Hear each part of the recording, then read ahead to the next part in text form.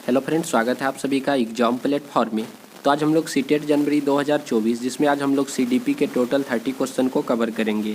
तो ये पेपर आपका जो है 20 अगस्त 2023 को जो हुआ था, तो जिसका जो है फर्स्ट शिफ्ट का पेपर है। तो हम लोग आज इसमें सीडीपी के टोटल 30 क्वेश्चन को कवर करेंगे। तो सबसे पहले आप लोग एग्जाम प्लेटफॉर्म पे नए हैं तो आप लोग एग्जाम प्लेटफॉर्म को ज़रूर सब्सक्राइब कर लीजिए।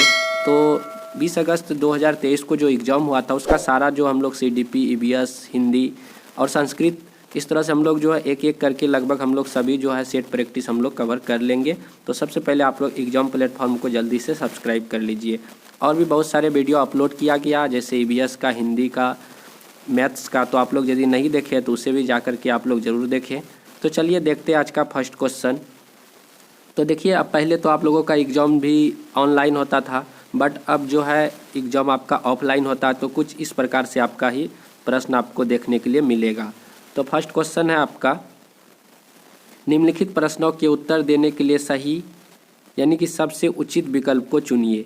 तो क्वेश्चन नंबर 1 है, निम्नलिखित कथनों को पढ़िए तथा सही विकल्प का चयन कीजिए।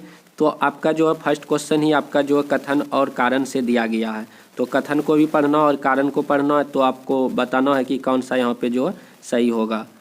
तो यहाँ पे देखिए क्या है, विद्यार्थियों के बीच समालोचनात्मक चिंतन को सुगम बनाने के लिए शिक्षक को उन्हें विविध परिस्थितियों और विभिन्न दृष्टिकोण से अवगत कराना चाहिए।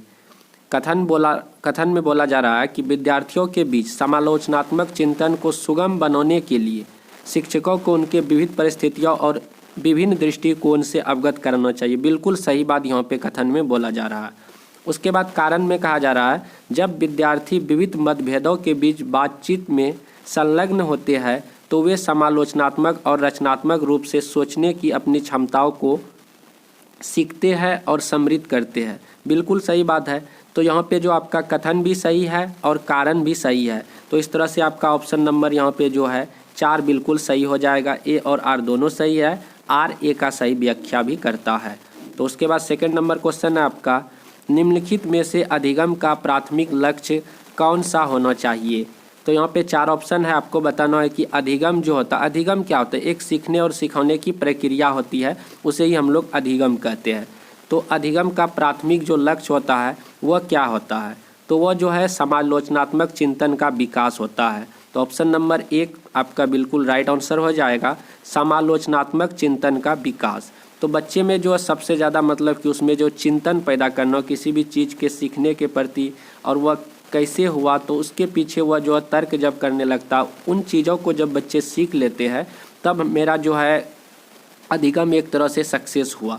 तो ये कहने का तात्पर्य होता है कि अधिगम का प्राथमिक लक्ष्य ही होता है कि बच्चे में जो है चिंतन पैदा करना, सोचने की उसमें जो है क्षमता को डेवलप कराना। तो ऑप्शन नंबर 1 आपका बिल्कुल सही जवाब है। उसके बाद है, विद्यार्थियों की सीखने की शैलियों में विविधता। तो बच्चे की जो सीखने की जो शैली होती है उस सभी बच्चों में अलग अलग होता है। तो वह किस प्रकार, मतलब कि हमें जो है बच्चों में जो वो अलग अलग जो विविधता होती है, सीखने की शैली होती है, हम किस प्रकार देखते हैं। तो यहाँ पे ऑप्शन नंबर 3 में देखिए क्या गया है, को महत्व दिया जाना चाहिए और मानव विविधता के प्रतिबिंब के रूप में देखा जाना चाहिए। वह जो है अधिगम के लिए बहुत ही इम्पोर्टेंट होता है, बहुत ही मतलब कि लाभकारी होता है। हर एक बच्चे जो अलग अलग तरीके से सीखते हैं वह बहुत ही मतलब कि अच्छा होता है। तो इस तरह से उसे महत्व देना चाहिए। ऑप्शन नंबर 3 आपका बिल्कुल सही जवाब हो जाएगा। चौथा नंबर पे आपका, बच्चे सबसे प्रभावी ढंग से तब सीखते हैं यदि कोई अवधारणा हो। तो बच्चे जो है सबसे ज़्यादा प्रभावी ढंग से इफेक्टिव जो तरीका होता है कब सीखते हैं, तो वह जब जो सामान्य से विशिष्ट की ओर जब चीज़ों को हम लोग समझाने लगते हैं, जैसे मूर्त से अमूर्त की ओर। मूर्त हो गया क्या, जब बच्चे के सामने हम किसी भी चीज़ को रख देते हैं, या पेंसिल हुआ या कलम हुआ, तो उसको बताने लगते हैं कि ये पेंसिल है, इस तरह का कलम होता है, ये पेंसिल होता है। तो उसका जो सारा प्रक्रिया मतलब कि उसकी सारी विशेषता को हम लोग बताने लगते हैं। तब उसके बाद जो फिर उस कलम को उसके सामने प्रकट नहीं करते हैं, बिना कलम से उसको जब कलम के बारे में पूछते वो अमूर्त हो जाता है। जब चीज़ों के द्वारा समझाया जाता है वो मूर्त होता है। जब विदाउट चीज़ मतलब कि विदाउट ऑब्जेक्ट के हम लोग जब बच्चों को समझाते हैं तब वो हो जाता है अमूर्त। तो इस सामान्य से विशिष्ट की ओर जब बढ़ती है वह जो काफ़ी ज़्यादा इफेक्टिव होता है। ऑप्शन नंबर 3 आपका बिल्कुल सही जवाब है। उसके बाद 5 नंबर है आपका, निम्नलिखित में से कौन सी प्रक्रिया अधिगम के दौरान योगदान नहीं देता है।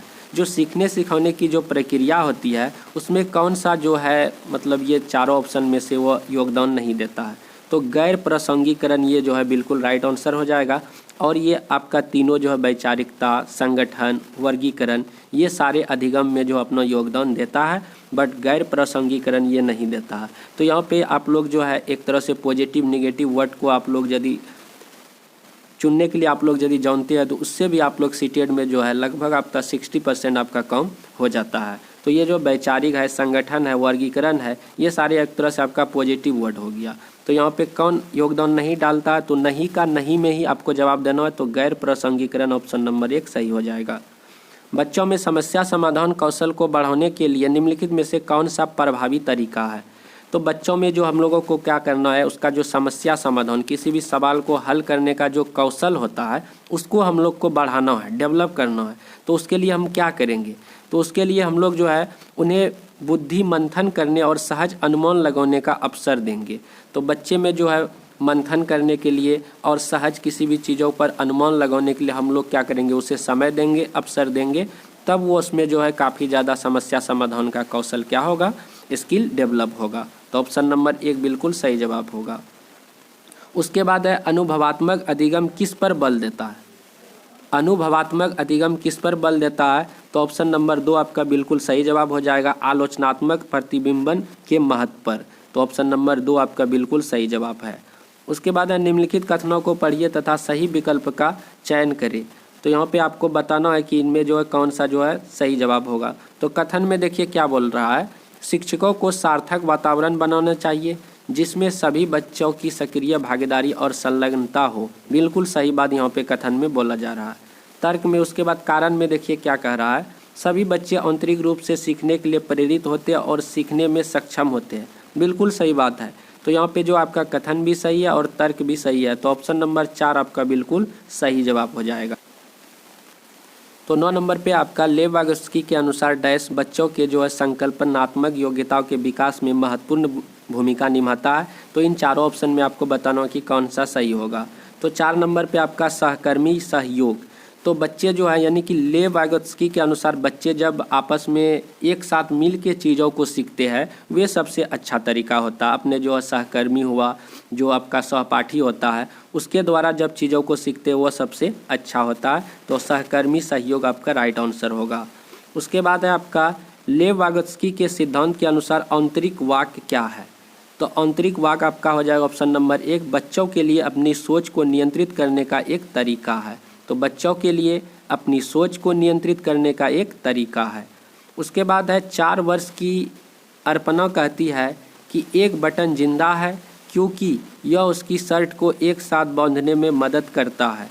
जीन पियाजे के अनुसार उसकी सोच की विशेषता है। तो इसमें आपको बताना कि जीन पियाजे का कौन सा इसमें जो है यह सिद्धांत होगा। तो जब 4 वर्ष का बच्चा रहता है तो उसमें जो है ये ज्ञान नहीं होता कि कौन सजीव है कौन निर्जीव है। तो वह जो कभी कभी निर्जीव चीज़ों को भी अब वह जो है सजीव समझने लगता है। जैसे यहाँ पे बटन जो है, बटन के बारे में बोलता है कि वह जिंदा है क्योंकि वो उसकी शर्ट को एक साथ बांधने में मदद करता है। तो ये जो है चीज़ें जिंदा है, तो ये जो है जीववाद चिंतन आपका राइट आंसर ऑप्शन नंबर 4 हो जाएगा। तो क्वेश्चन से ही आप लोग रिलेट करेंगे तो आप लोग ऑप्शन को आसानी से मतलब कि छोड़ सकते हैं। उसके बाद 12 नंबर पे है आपका शैशवावस्था में सामाजिकरण की डैश संस्थाएं प्रमुख रूप से महत्वपूर्ण है जबकि प्रारंभिक बाल्यावस्था में सामाजिकरण की डैश संस्थाएं भी महत्वपूर्ण हो जाते हैं। तो शैशवावस्था में सामाजिकरण जो होता है, सबसे पहले जो है सामाजिकरण की जो प्राथमिक संस्थाएं है वह प्रमुख रूप से महत्वपूर्ण है, जबकि बाल्यावस्था में जो आपका माध्यमिक या द्वितीयक संस्था होती है वह ज़्यादा महत्वपूर्ण होती है। तो शैशवावस्था में प्राथमिक स्तर कहने का मतलब है क्या, उसका जो विकास होता है परिवार में यानी कि माता पिता भाई बहन में से जो चीज़ों को सीखते हैं वो आपका प्राथमिक हो गया। द्वितीयक हो गया आप जब विद्यालय जाने लगते हैं, विद्यालय से जब चीज़ों को सीखते हैं वो आपका हो जाएगा द्वितीयक या माध्यमिक। तो ऑप्शन नंबर 4 आपका बिल्कुल सही जवाब होगा। उसके बाद है लेव वागोत्स्की के अनुसार। तो लेव वागोत्स्की के अनुसार आपको बताना है तो इसका राइट आंसर हो जाएगा भाषा विकास जो है संज्ञानात्मक विकास को क्या करती है, सुगम बनाती है। तो आपका ऑप्शन नंबर 1 बिल्कुल सही जवाब हो जाएगा। भाषा विकास संज्ञानात्मक विकास को क्या करती है, सुगम बनाती है। उसके बाद है लॉरेंस कोहेलबर्ग के नैतिक तर्क के किस स्तर पर बच्चे आमतौर पर मानते हैं कि लोगों को समाज की अपेक्षाओं पर खरा उतरना चाहिए और अच्छे तरीक़ों से व्यवहार करना चाहिए।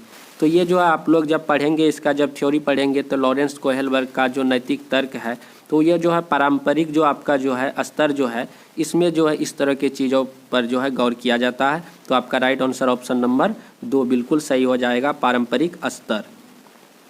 उसके बाद है निम्नलिखित कथनों को पढ़िए तथा सही विकल्प का चयन कीजिए। तो आपका कथन और कारण से रिलेटेड क्वेश्चन बहुत ज़्यादा, लगभग 3 या 4 क्वेश्चन आपका जो है इस बार भी पूछा जाएगा। तो आप लोग कथन और कारण वाले क्वेश्चन को आसानी से मतलब कि हल कर सकते हैं। तो बहुत ही इजी रहता है, लगभग उसका जो है दोनों सही ही लगभग होता है। तो यहाँ पे चलिए हम लोग देखते हैं।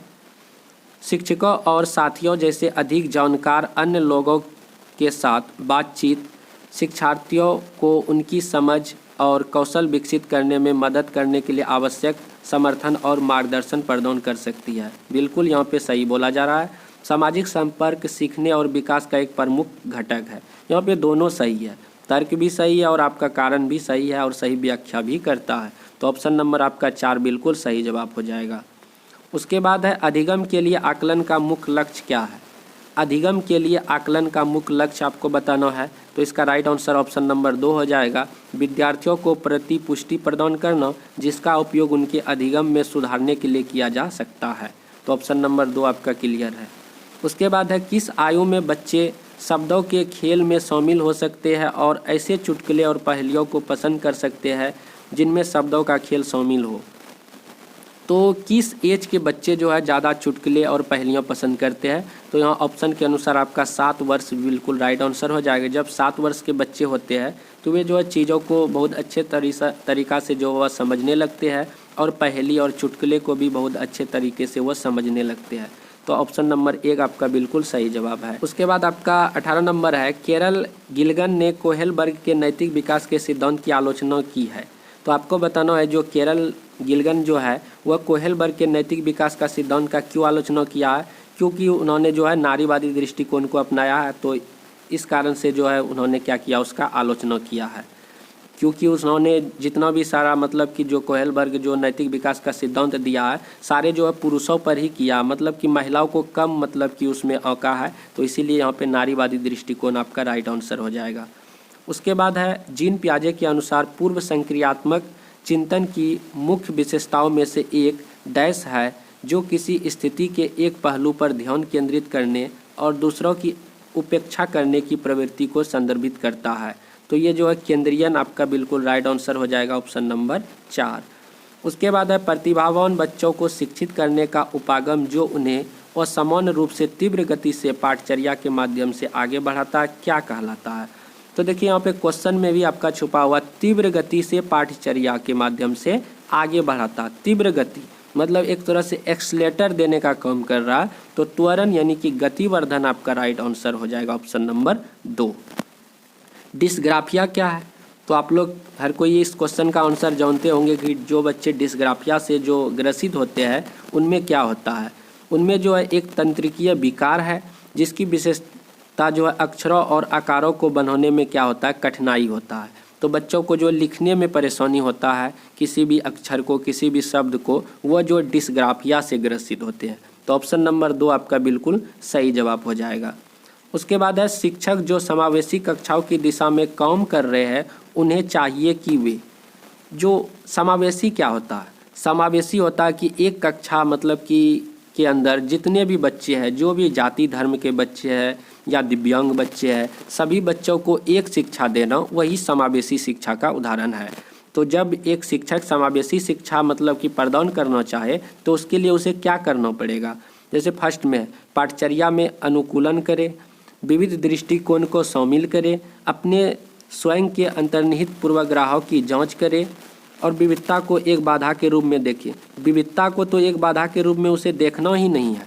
जितना विविधता होगा बच्चों में वह ज़्यादा मतलब कि वह अच्छा ही होगा, लेकिन यह कहता है कि बाधा के रूप में देखना। इसीलिए ये जो है चौथा वाला ऑप्शन आपका गलत होगा। बाद बाकी आपका तीनों जो है ऊपर से 1, 2 और 3। तो 1, 2 और 3 किस में है, 1, 2 और 3 आपका 4 में है। तो 1, 2 और 3 आपका ऑप्शन नंबर जो है 4 बिल्कुल सही जवाब हो जाएगा। पाठचर्या में अनुकूलन करें, विविध दृष्टिकोण को शामिल करें और अपने जो है स्वयं के जो है पूर्वाग्रहों को जांच करें। तो ऑप्शन नंबर 4 आपका राइट आंसर होगा। उसके बाद है हार्वर्ड गार्डनर के अनुसार एक दर्शन शास्त्री के पास डैश प्रकार की बुद्धि और मूर्तिकार के पास डैश प्रकार की बुद्धि की मात्रा अधिक होती है। तो इसका राइट आंसर क्या हो जाएगा? हार्वर्ड गार्डनर के अनुसार आप यदि मतलब कि देखेंगे तो एक दर्शन शास्त्री के पास जो है अंतः व्यक्ति प्रकार की बुद्धि होती है और एक मूर्तिकार के बाद जो दिक् स्थान बुद्धि होती है। तो ऑप्शन नंबर 2 आपका बिल्कुल सही जवाब है। निम्नलिखित में से स्वालीनता वाले विद्यार्थियों की विशिष्ट विशेषता कौन सी है? एक होता है स्वालीनता से ग्रसित बच्चे। तो जो बच्चे स्वालीनता से ग्रसित होते हैं उन बच्चों में एक ही चीज़ को जो है वह बार बार करेगा। यदि वह पढ़ रहा है तो एक ही चीज़ को बार बार पढ़ेगा, मतलब आवृत्ति व्यवहार करता है, बार बार उसी चीज़ को जब वह दोहराने लगता है तो समझिए कि वह बच्चा जो स्वालीनता से ग्रसित है। तो ऑप्शन नंबर 2 बिल्कुल आपका सही जवाब हो जाएगा। उसके बाद है स्थूल गतिक कौशल। तो आपको बताना है कि स्थूल गतिक कौशल इन चारों ऑप्शन में से कौन सा है। तो आपको पता होना चाहिए कि एक स्थूल गतिक कौशल होता है, एक सूक्ष्म गतिक कौशल होता है। सूक्ष्म गतिक कौशल क्या होता है? जिसमें जो है बहुत ही कम उसमें ताकत लगे चीज़ों को करने में। और स्थूल गतिक होता है कि जब हम लोग थोड़ा सा ज़्यादा ताकत के साथ हम जब चीज़ों को करते हैं, हमारे मांसपेशी हमारे हाथ के द्वारा उसमें जब ताकत लगाया जाता है तो वो होता है कि स्थूल गतिक कौशल। जब बहुत कम मात्रा में ताकत लगाया जाता है, एनर्जी का यूज होता है, वो होता है सूक्ष्म गतिक कौशल। देखिए, एक कागज़ पर बड़े आयत के रूपरेखा के अनुसार काटना, ये तो बहुत कम इसमें ताकत वाली बात है, ये सूक्ष्म में आ जाएगा। एक कागज़ पर वृत्त की रूपरेखा तैयार करना और काटना, ये भी बहुत मतलब कि कम एनर्जी का इसमें कम है। उसके बाद बुनाई करना, इसमें भी बहुत कम ताकत लगता है। बट यहाँ पे तैरने में आपका जो है हाथ और पाँव का जो है आपका पैर का जो इसमें सहारा लिया जाता है और इसमें ज़्यादा एनर्जी का भी खपत होता है। तो इसमें ज़्यादा एक तरह से मांसपेशी का यूज किया जाता है शरीर का। तो ये तैरना आपका जो स्थूल गतिक कौशल आ जाएगा। तो आप लोग समझ गए होंगे स्थूल गतिक कौशल और सूक्ष्म गतिक कौशल। उसके बाद है भौतिक वृद्धि और विकास के डैश और डैश सिद्धांतों का पालन करते हैं। तो भौतिक वृद्धि जो है आपका विकास जो है, भौतिक वृद्धि और विकास, तो इसमें से आपका विकास के जो है शीर्षगामी और समीपस्थ सिद्धांतों का पालन करता है। तो आपका बिल्कुल राइट आंसर ऑप्शन नंबर 4 हो जाएगा। तो शीर्षगामी और समीपस्थ आपका हो जाएगा। प्रारंभिक बाल्यावस्था में वृद्धि डैश और सोच डैश, जबकि मध्य बाल्यावस्था में वृद्धि डैश और सोच डैश होता है। तो इसमें जो आपका ऑप्शन नंबर 4 सही होगा।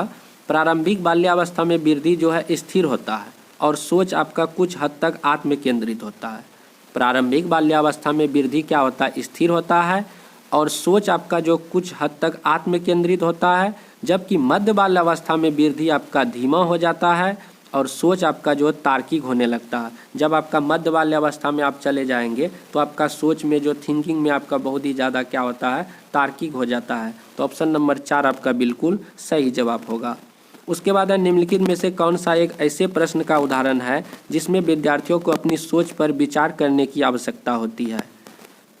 तो इसका राइट आंसर ऑप्शन नंबर 1 होगा। कक्षा की शुरुआत से क्रियाओं के उपयोग के बारे में आपकी समझ कैसे बदलती है? तो ये आपका बिल्कुल राइट आंसर हो जाएगा। उसके बाद है निम्नलिखित में से कौन सा विफलता के लिए आंतरिक आरोपण का एक उदाहरण है? तो इसका राइट आंसर हो जाएगा क्या? मैं परीक्षा में फेल हो गया क्योंकि मैंने पर्याप्त पढ़ाई नहीं की। यदि इसका सटीक कारण है, यदि आंतरिक यदि वह उदाहरण है आरोपण का, तो ये सही है। वो बच्चा जो परीक्षाओं में फेल हो गया, तो क्यों फेल हो गया? क्योंकि उन्होंने पर्याप्त पढ़ाई नहीं करी। तो ऑप्शन नंबर 4 आपका बिल्कुल सही होगा। उसके बाद है निम्नलिखित में कथनों को पढ़िए तथा सही विकल्प का चयन करें। तो यहाँ पे देखिए कथन और कारण दिया गया है। कथन में क्या बोल रहा है? बहुत कम उम्र में दुनिया भर में अधिकांश संस्कृतियों में लड़कियां गुड़ियों को खेलने के लिए रूप में चुनती है, जबकि लड़के कारों के साथ खेलना पसंद करते हैं। ये तो बिल्कुल सही है। उसके बाद बच्चे किसी विशेष संस्कृति और अपेक्षाओं के आधार पर एक लड़के या लड़की के लिए उपयुक्त माना जाता है। इसके बारे में जानकारी व्यवस्थित करें और उसके अनुसार व्यवहार करते हैं। तो इसका राइट आंसर क्या हो जाएगा? ऑप्शन नंबर इसका 2 बिल्कुल सही होगा। ए और आर दोनों सही है, बट आर ए का सही व्याख्या नहीं करता है। तो ऑप्शन नंबर आपका 2 सही हो जाएगा। इस तरह से टोटल हम लोग जो है 30 क्वेश्चन जो है कवर कर चुके हैं। तो बहुत ही ईजी आता है, तो आप लोग ज़्यादा घबराने की कोई बात नहीं है। CDP आप लोग का बहुत ही अच्छा जाएगा यदि सारे सेट प्रैक्टिस आप लोग यदि लगा रहे हैं। और पिछले साल का भी बहुत सारा वीडियो जो अपलोड किया गया, प्लेलिस्ट बना हुआ CDP EVS, उसके बाद हिंदी का बना हुआ, मैथ्स का बना हुआ, संस्कृत का भी 2 वीडियो अपलोड किया गया है, तो आप लोग उसे भी देख। और चैनल पे नए हैं तो आप लोग सब्सक्राइब जरूर कर लीजिए और वीडियो को शेयर भी कीजिए। तो चलिए मिलते हैं हम लोग अगले वीडियो पे। जय हिंद, जय भारत।